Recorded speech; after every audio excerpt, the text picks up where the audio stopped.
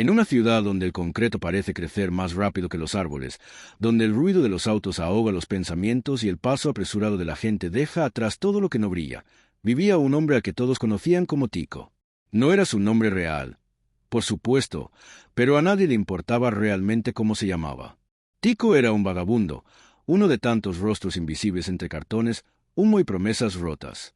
Vivía en una antigua caseta de vigilancia oxidada, en un terreno baldío que colindaba con un conjunto de callejones mal iluminados y aún peor recordados. Tenía una barba descuidada, la piel curtida por el sol y una mirada que parecía mirar 2 o 3 capas más allá de lo que los demás podían ver. Pese a las circunstancias, Tico era un hombre observador. Siempre lo había sido, incluso desde antes de que su vida se derrumbara. Nadie sabía que en otro tiempo fue bibliotecario, amante del ajedrez y obsesivo con los crucigramas. Cuando su esposa falleció y las cuentas lo aplastaron, perdió su trabajo, su hogar y, eventualmente, su rumbo. Pero jamás perdió la costumbre de mirar y recordar. Una madrugada húmeda de octubre, la ciudad se despertó con una noticia que sacudió incluso a quienes ya no se sorprendían de nada. Esteban Valverde, un influyente empresario de bienes raíces, había sido encontrado muerto en el callejón del Aserradero. Sin testigos, sin arma, sin señales de lucha.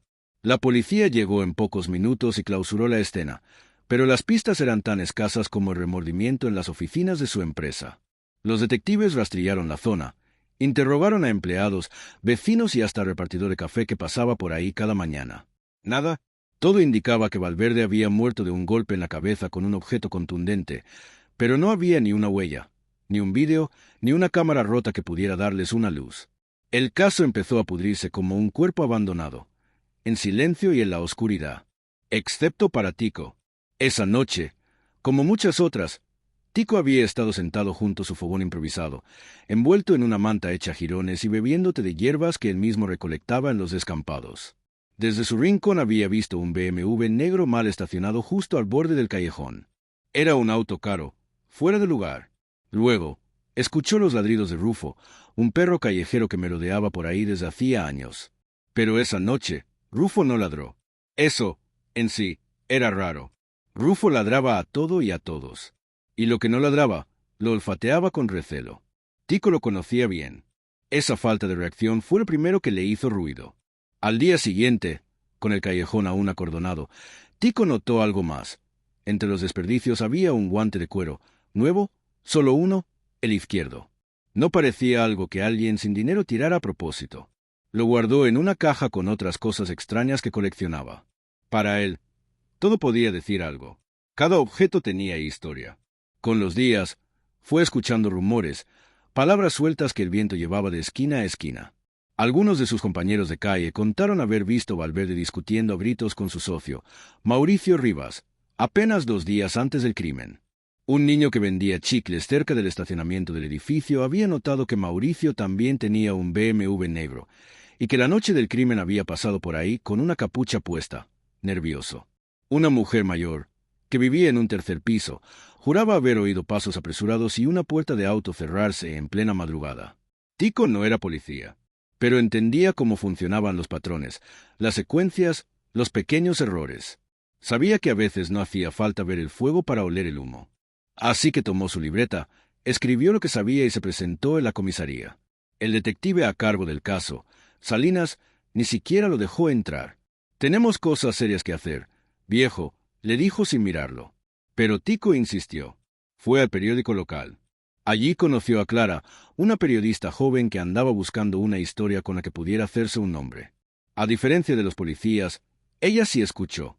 Anotó todo lo que Tico dijo, fotografió el guante y consiguió comparar el modelo exacto con uno que se vendía en una tienda de lujo que, casualmente, Mauricio Rivas solía frecuentar. Con la presión del artículo que publicó Clara y el murmullo creciente en redes sociales, la policía no tuvo más remedio que reabrir la investigación. Revisaron el apartamento de Mauricio.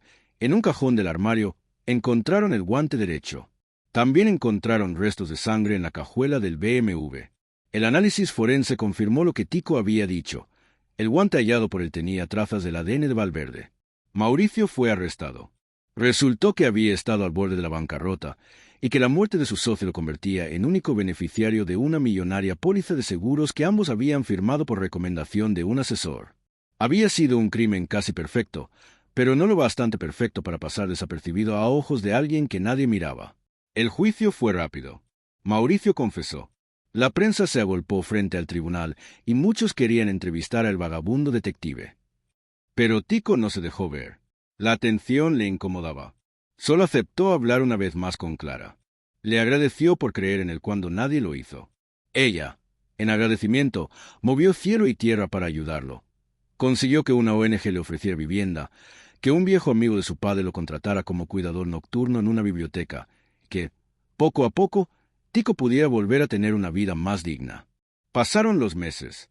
El caso quedó registrado como un hito en la ciudad, el crimen resuelto por un hombre sin casa. Y aunque algunos aún lo miraban con desconfianza, muchos más empezaron a saludarlo, a ofrecerle un café, a pedirle consejos. Tico seguía hablando solo a veces, aunque ahora sus palabras flotaban entre libros y no entre latas vacías. Nadie volvió a subestimarlo. Y cuando un niño, curioso, se le acercó un día en la biblioteca y le preguntó si era cierto que había resuelto un crimen, Tico sonrió sin mostrar todos los dientes, se inclinó un poco hacia él y le dijo en voz baja: «Uno ve mejor desde abajo, porque desde abajo todo lo que brilla se ve por lo que realmente es».